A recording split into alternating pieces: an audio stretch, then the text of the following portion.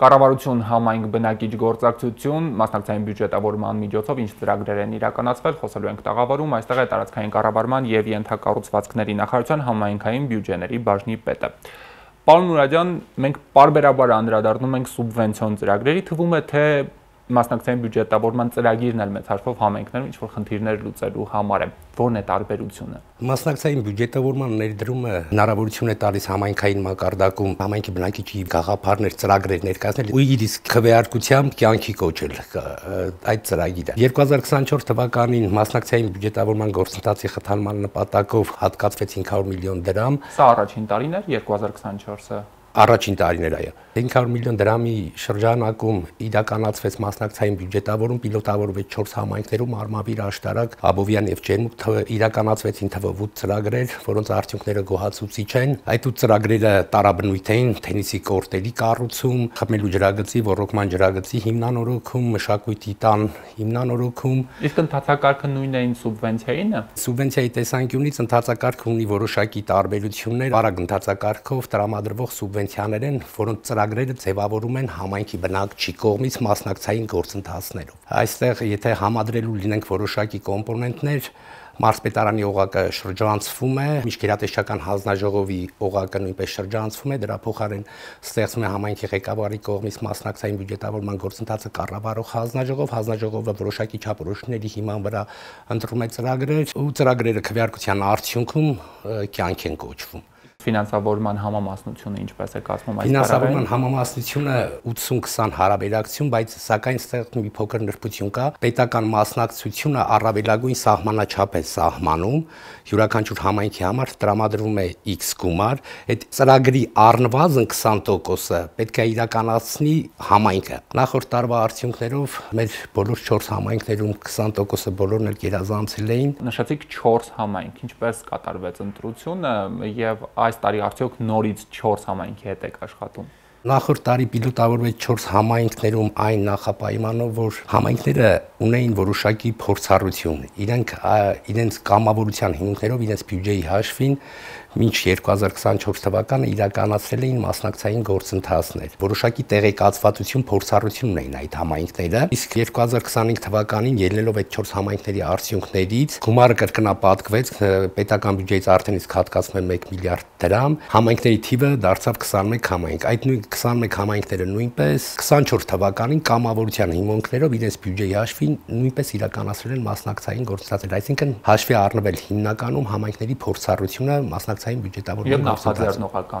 նախաձեռնողականությունը, ակտիվությունը։ Հուսով ենք արդյունքներից ելնելով մյուս տարի ավելի կշատանան համայնքները, մինչև կընդլայնենք ամբողջ հանրապետության 71 համայնքների շրջանում։ Գործիքը գրավիչ է։ Արդեն նշեցիք մի քանի ծրագրեր, բայց կան կրկնվող ծրագրեր, որոնք տարբեր համայնքների, այսպես ընդհանրացնող մտահոգող խնդիրներ են, որոնք օր առաջ ուզում են բնակիչները լուծել։ Իհարկե կան կրկնվող ծրագրեր, նախորդ տարվա պիլոտավորման արդյունքում մենք բախվեցինք այդ խնդրին, դրա համար այս տարվա կարգավորումներում որոշակի լավարկումներ մտցրեցինք, օվանդակման մեկտեղման հնարավորություն ունեցող առաջարկները մենք միավորեցինք։ Օրինակ Աշտարակ համայնքում Կոշ, Արուջ բնակավայրերում իրականացվեց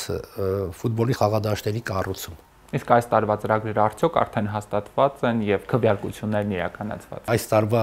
արդյունքները բավականին ոգևորիչ են։ Միշտ կառավարության որոշում ընդունելը համայնքների հետ աշխատելով, համայնքները արդեն իսկ սկսել էին իրենց նախապատրաստական փուլը, դեռևս իրանք ժամկետի մեջ են սահմանված չափորոշիչների, ապրիլի 1-ը սահմանված ժամկետն է, որ պետք է հայտերը ներկայացնեն տարածքային կառավարման նախարարություն։ Մի քանի համայնք է մնացել քվեարկության փուլի ավարտին, առաջարկները նախնական ներկայացված համաձայն իրենց կայքերի տեղադրված տեղեկատվության տարաբնույթ են, նույնպես էլի ոռոգման համակարգեր, ճանապարհներ, խմելու ջրագծեր, մարզամշակութային կենտրոնների հիմնանորոգումներ, ջեմուղիներ, այգիներ, տարաբնույթ են։ Իդեպ մի շատ հետաքրքիր առաջարկ վերջերս հանդիպեցի Արենի համայնքում, կար մանկությունն առանց հեռախոսի անվանումով ծրագիր, շատ լավ գաղափար։ Ինչ է ենթադրում։ Բայկերում խաղահրապարակների կառուցում ժամանակակից լուծումներով հրապուրիչ վայրերի ստեղծում, մարզամշակութային կենտրոններ, երեխաներ որպեսզի հեռախոսից կտրվեն, որ առօրյա բախվում են բոլորս մեր ընտանիքներում այդ խնդրին։ Հրաշալի։ Իսկ ընդհանուր առմամբ ո՞նց է իրականացվում այդ գործընթացը։ Բնակիչները հավաքվում են մեկ տեղում, այսպես բաց քվեարկության միջոցով են ընտրվում ծրագրերը։ հակիրճ ներկայացնեմ, մասնակցային բյուջետավորման գործընթացը մենք մեթոդական ուղեցույց ենք մշակի տրամադրել իրականացնող համայնքներին, բաղկացած է հիմնականում 8 փուլերից, նախապատրաստական փուլ, որով ամրագրվում են իրավական անհրաժեշտ իրավակարգավորումները, հավաքանու որոշում, համայնքի ղեկավարի որոշում, հանձնաժողովի ստեղծում, ժամանակացույցի հաստատում։ Երկրորդ փուլը ամենակարևոր փուլերից մեկն է հանրային իրազեկման արշավ, համայնքներում ոչ բոլորն են տեղյակ մասնակցային բյուջետավորման իրականացման գործընթացի վերաբերյալ։ Սա այս փուլից է կախված համայնքի հիմնախնդրի վերհանումը, ինչքան լավ իրազեկման արշավ կան նվազագույն շեմ, ըստ որի պետք է մասնակցությունը այդքան լինի, որպեսզի իրականացվի մնա։ Իհարկե, քվեարկելու իրավունք ունեցող մասնակիցների առնվազն 1%-ը պետք է քվեարկի տվյալ ծրագրի օգտին ու հաղթող է համարում այն ծրագիրը, որը առավելագույն քվեներ է ստացել։ Քվեարկելու իրավունք ունի 16 տարին լրացած համայնքի բնակիչները։ Համայնքներում ապահովված այդ տեխնիկական բոլոր հնարավորությունները, համայնքի բնակիչը մուտք է գործում պաշտոնական կայք, համապատասխան ենթահամակարգ է ներդրված, մասնակցային բյուջետավորում ենթահամակարգ գրանցվում է, առաջարկ է ներկայացնում։ Իդեպ առաջարկ ներկայացնելն էլ շատ